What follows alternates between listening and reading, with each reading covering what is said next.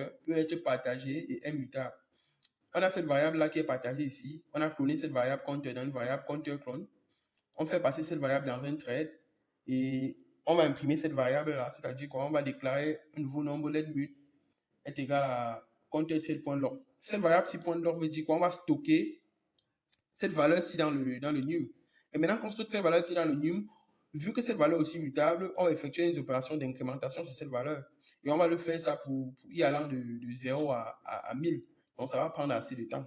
On va compiler pour voir ce que ça donne.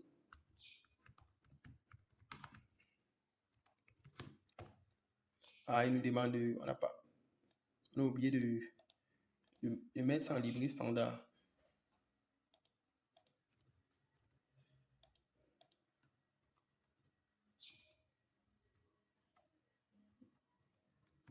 Ok. On va recompiler pour voir ce que ça donne. Qu'est-ce qui se passe? Oda mutex. Ok. Copier. Vous voyez que, comme ils ont dit dans la documentation, les threads ne sont pas aussi faciles à manipuler en fait.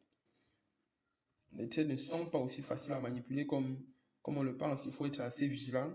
Et on va débugger le code pas à pas pour voir comment les erreurs que cela nous donne. Ici, ils nous disent que on va déclarer 5 mutex. Voilà. Donc, on va juste copier cette ligne ici. Copier. Oui, on enlève ça. On peut enlever ça complètement. On va mettre la nouvelle ligne. Et on va compiler le code de nouveau.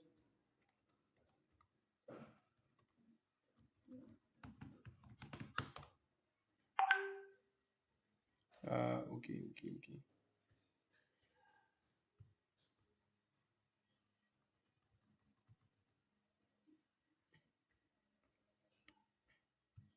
Vous voyez, on débute le code progressivement. Voilà. Et ça fonctionne correctement. Donc, vous voyez, la séance de débugage n'a pas été facile. Mais on a quand même pu le faire. Donc, ça veut dire ici, on a un thread qui va aller jusqu'à 10 000. Et à chaque fois, on va incrémenter le thread de 1.